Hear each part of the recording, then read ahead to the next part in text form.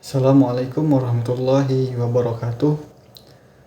Di sini kami akan menyampaikan materi tentang manajemen perbankan syariah dengan dosen pengampu Bapak Lutfi Heri Rahmawan, yaitu tentang manajemen dana bank syariah. Materi yang pertama yaitu pengertian manajemen dana bank syariah. Manajemen dana bank syariah itu ialah upaya yang dilakukan oleh lembaga bank syariah dalam mengelola dan mengatur posisi dana yang diterima dari aktivitas funding untuk disalurkan kepada aktivitas financing. Jadi dengan harapan bank yang bersangkutan tetap mampu memenuhi kriteria likuiditas, rentabilitas, dan solvabilitas. Kemudian bank syariah didirikan dengan tujuan untuk mempromosikan dan mengembangkan penerapan prinsip-prinsip Islam dan tradisinya dalam transaksi keuangan dan perbankan serta bisnis lain terkait. Kemudian sebagaimana halnya dengan bank konvensional, bank syariah itu juga mempunyai peran sebagai lembaga perantara antara satuan kelompok masyarakat atau unit-unit ekonomi yang mengalami kelebihan dana atau surplus unit dengan unit-unit lain yang mengalami kekurangan dana atau defisit unit. Kemudian melalui bank syariah, kelebihan dana-dana tersebut juga disalurkan kepada pihak-pihak yang memerlukan dana, memberikan manfaat kepada kedua belah pihak. Pokok-pokok permasalahan manajemen dana bank syariah ini menurut Muhammad tahun 2002 itu yang pertama, berapa memperoleh dana dan dalam bentuk apa dengan biaya yang relatif murah. Kemudian masalah yang kedua itu berapa jumlah dana yang dapat ditanamkan dan dalam bentuk apa untuk memperoleh pendapatan yang optimal. Kemudian berapa besarnya dividen yang dibayarkan yang dapat memuaskan dan laba ditahan yang memadai untuk pertumbuhan bank syariah. Nah, dari permasalahan berikut, maka manajemen dana mempunyai tujuan sebagai berikut menurut Muhammad tahun 2002. Yang pertama itu memperoleh profit yang optimal. Kemudian menyediakan aktiva cair dan kas yang memadai. Kemudian menyimpan cadangan. Dan keempat, mengelola kegiatan-kegiatan lembaga ekonomi itu dengan kebijakan yang pantas bagi seseorang yang bertindak sebagai pemelihara dana-dana orang lain. Dan yang terakhir, memenuhi kebutuhan masyarakat akan pembiayaan. Kemudian materi selanjutnya itu batasan dan pengukuran dana bank syariah. Yang pertama itu struktur modal. Modal tersebut merupakan faktor yang sangat penting bagi perkembangan dan kemajuan bank sekaligus berfungsi sebagai penjaga kepercayaan masyarakat. Jadi karena itu modal juga harus dapat digunakan untuk menjaga kemungkinan terjadinya risiko, terutama pada dana-dana pihak ketiga atau masyarakat. Tingkat kecukupan modal bank dinyatakan dengan rasio tertentu yang disebut dengan rasio kecukupan modal atau capital adequacy ratio. Tingkat kecukupan modal ini dapat diukur dengan cara membandingkan dengan aktiva berisiko. Kemudian pemeliharaan likuiditas. Likuiditas bank adalah kemampuan bank untuk memenuhi kewajibannya, terutama kewajiban jangka pendek. Dari aktiva, likuiditas adalah kemampuan untuk merubah seluruh aset menjadi bentuk tunai. Sedangkan dari sudut pasif adalah kewajiban bank memenuhi kebutuhan dana melalui portofolio liabilitas.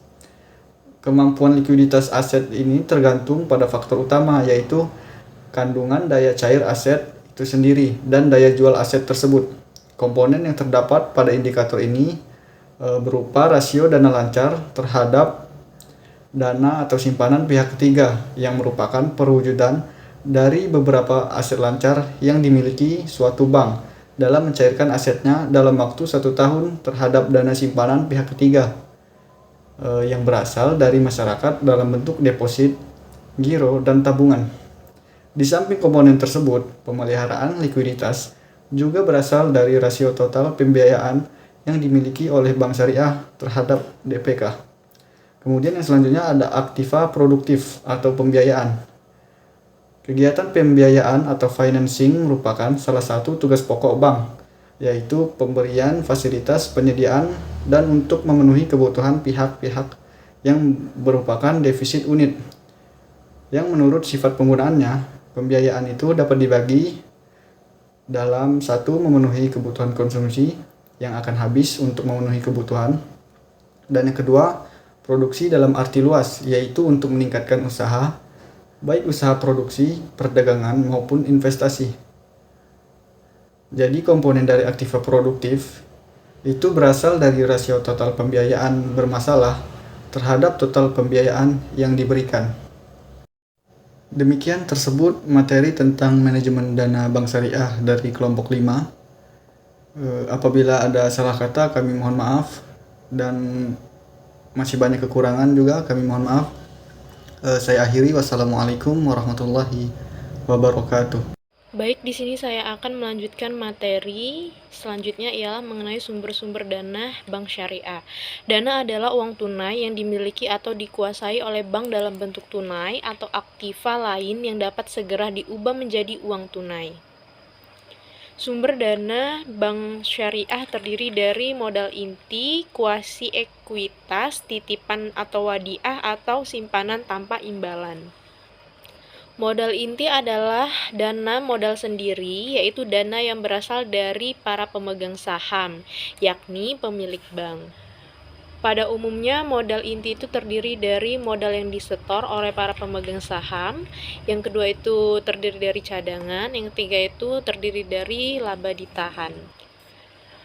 Selanjutnya ialah kuasi ekuitas atau mudharabah account. Bank menghimpun dana bagi hasil atas prinsip mudharabah, yaitu akad kerjasama antara pemilik dana atau sahibul mal dengan pengusaha atau mudharib untuk melakukan usaha bersama, dan pemilik dana tidak boleh mencampuri pengolahan bisnis sehari-hari. Berdasarkan prinsip ini, bank sebagai mudharib, bank menyediakan jasa bagi para investor berupa rekening investasi umum, rekening investasi khusus, rekening tabungan mudharabah. Kemudian ada rekening dana titipan. Dana titipan atau wadiah adalah dana pihak ketiga yang dititipkan pada bank yang umumnya berupa giro atau tabungan. Selanjutnya ke materi yang keempat ialah penggunaan dana bank. Setelah dana pihak ketiga atau DPK setelah dikumpulkan oleh bank, maka sesuai dengan fungsi intermediarinya, maka bank berkewajiban menyalurkan dana tersebut untuk pembiayaan. Dalam hal ini, bank harus mempersiapkan strategi penggunaan dana-dana yang dihimpunnya sesuai dengan rencana alokasi berdasarkan kebijakan yang telah digariskan. Alokasi dana ini mempunyai beberapa tujuan. Yang pertama itu mencapai tingkat profitabilitas yang cukup dan tingkat risiko yang rendah. Yang kedua itu mempertahankan kepercayaan masyarakat dengan menjaga agar posisi likuiditas tetap aman. Untuk mencapai kedua keinginan tersebut, maka alokasi dana-dana bank harus diarahkan sedemikian rupa agar pada saat diperlukan semua kepentingan nasabah dapat dipenuhi. Alokasi pengguna dana bank syariah pada dasarnya dapat dibagi menjadi dua bagian, yaitu aktiva yang menghasilkan ataupun aktiva yang tidak menghasilkan. Aktiva yang menghasilkan adalah aset bank yang digunakan untuk menghasilkan pendapatan, sedangkan aktiva yang tidak menghasilkan adalah aset yang tidak menghasilkan pendapatan. Yang termasuk dalam aktiva tidak menghasilkan itu ada aktiva dalam bentuk tunai, ada dalam bentuk pinjaman, terus ada dalam bentuk penanaman dana dalam aktiva tetap dan inventaris. Materi yang kelima ialah sumber dana dan alokasi pendapatan bank syariah. Dana yang telah diperoleh akan dialokasikan untuk menghasilkan pendapatan. Dari pendapatan tersebut kemudian didistribusikan kepada para nasabah penyimpan. Dalam hal ini perlu dipertimbangkan sumber-sumber pendapatan yang diperoleh bank syariah. Sumber pendapatan bank syariah sesuai dengan akad-akad penyaluran pembiayaan di bank syariah, maka hasil penyaluran dana tersebut dapat memberikan pendapatan bank. Hal ini dikatakan sebagai sumber-sumber pendapatan bank syariah. Dengan demikian, sumber pendapatan bank syariah dapat diperoleh dari bagi hasil atas kontrak mudharabah dan kontrak musyarakah. Yang kedua itu dari keuntungan atas kontrak jual beli atau al-ba'i. Yang ketiga itu hasil sewa atas kontrak ijarah dan ijarah wa iktina. Yang keempat itu fee dan biaya administrasi atas jasa-jasa lainnya. Selanjutnya, pembagian keuntungan atau profit distribution, pendapatan-pendapatan yang dihasilkan dari kontrak pembiayaan setelah dikurangi dengan biaya-biaya operasional harus dibagi atau didistribusikan antara bank dengan para penyandang dana, yaitu nasabah investasi, para penabung, dan para pemegang saham sesuai dengan nisbah bagi hasil yang diperjanjikan. Sekian, saya kembalikan kepada moderator. Saya akan melanjutkan materi yang selanjutnya adalah revenue sharing. Prinsip bagi hasil atau profit sharing merupakan karakteristik umum di landasan dasar bagi operasional bank Islam secara keseluruhan. Secara syariah, prinsipnya berdasarkan kaidah al-mudharabah. Berdasarkan prinsip ini, bank Islam akan berfungsi sebagai mitra, baik dengan penabungan maupun dengan pengusahaan yang akan meminjam dana. Bank akan bertindak sebagai mudharabit atau pengelola, sedangkan nasabah bertindak sebagai sibul maul penyanding dana. Antara keduanya diadakan akad mudharabah yang menyatakan pembagian keuntungan masing-masing pihak.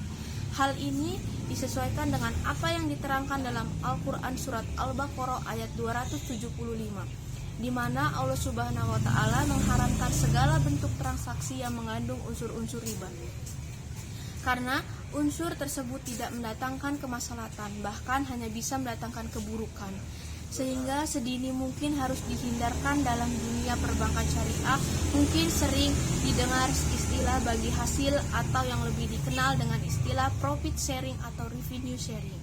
Profit sharing secara etimologi diartikan bagi keuntungan, dalam kamus ekonomi diartikan pembagian laba. Profit secara istilah adalah perbedaan yang timbul ketika total pendapatan. Total revenue suatu perusahaan lebih besar dari biaya total. Di dalam istilah lain, profit sharing adalah perhitungan bagi hasil didasarkan kepada hasil bersih dari total pendapatan, setelah dikurangi dengan biaya-biaya yang dikeluarkan untuk memperoleh pendapatan tersebut. Pada perbankan syariah, istilah yang sering dipakai adalah profit and loss sharing, di mana hal ini dapat diartikan sebagai pembagian antara untung dan rugi dari pendapatan yang diterima atau hasil usaha yang telah dilakukan. Investor dan pengelola modal dalam menjalankan kegiatan usaha ekonomi, di mana di antara keduanya akan terikat kontrak bahwa di dalam usaha tersebut jika dapat keuntungan akan dibagi kedua pihak sesuai nisbah di awal perjanjian. Dan begitu pula bila suatu usaha mengalami kerugian akan ditanggung bersama sesuai porsi masing-masing.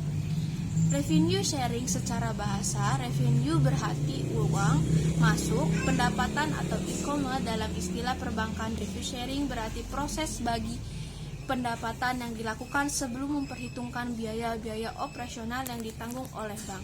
Biasanya pendapatan yang didistribusikan hanyalah pendapatan atau investasi dana. Dana tidak termasuk fee atau komisi atau jasa-jasa yang diberikan oleh bank, karena pendapatan tersebut pertama harus dialokasikan untuk mendukung biaya operasional bank. Maksudnya pembagian dana terhadap nasabah atas pendapatan-pendapatan yang diperoleh oleh bank tanpa menunggu pengurangan-pengurangan atas pembiayaan-pembiayaan yang dikeluarkan oleh bank dalam pengelolaan dana yang diamanatkan oleh nasabah. Di satu sisi, pelaksanaan revenue sharing ini bertentangan dengan prinsip bagi hasil itu sendiri, karena dalam prinsip bagi hasil tentunya investor bertanggung jawab atas dana yang diamanatkan. Artinya ia juga memiliki andil dalam pengelolaan dananya. Bahkan jika terjadi kerugian dalam usaha, maka sihabul mal ikut menanggung kerugiannya. Materi yang selanjutnya adalah keuntungan bersih bank. Tingkat keuntungan bersih bank yang dihasilkan oleh bank dipengaruhi oleh faktor-faktor yang dapat dikendalikan dan faktor yang tidak dapat dikendalikan. Controllable factor adalah faktor yang dapat dipengaruhi oleh manajemen seperti pendapatan, tingkat bagi hasil keuntungan atau transaksi jual beli. Pendapatan fee atau layanan yang diberikan, dan pengendalian biaya-biaya. Uncountable factor adalah faktor yang dapat mempengaruhi kinerja bank seperti kondisi ekonomi secara umum dan situasi persaingan di lingkungan wilayah operasional. Ada dua rasio yang biasanya dipakai dengan mengukur kinerja bank, yaitu return on asset atau yang bisa dikenal adalah ROA dan return on equity atau ROE. ROA adalah perbandingan antara pendapatan bersih dengan rata-rata aktiva offering asset. ROE didefinisikan sebagai perbandingan antara pendapatan bersih net income dengan rata-rata modal average equity atau investasi para pemilik bank. Dari pandangan para pemilik ROE adalah ukuran yang lebih penting karena merefleksikan kepentingan kepemilikan mereka. Keuntungan bagi para pemilik bank adalah merupakan hasil dari tingkat keuntungan profitability dari aset dan tingkat leverage yang dipakai. Hubungan antara ROA dengan leverage dengan digambarkan sebagai return on asset X level multiplier sama dengan return of equity. Baik, mungkin itu saja yang bisa saya sampaikan. Kurang lebihnya mohon maaf. Wassalamualaikum warahmatullahi wabarakatuh.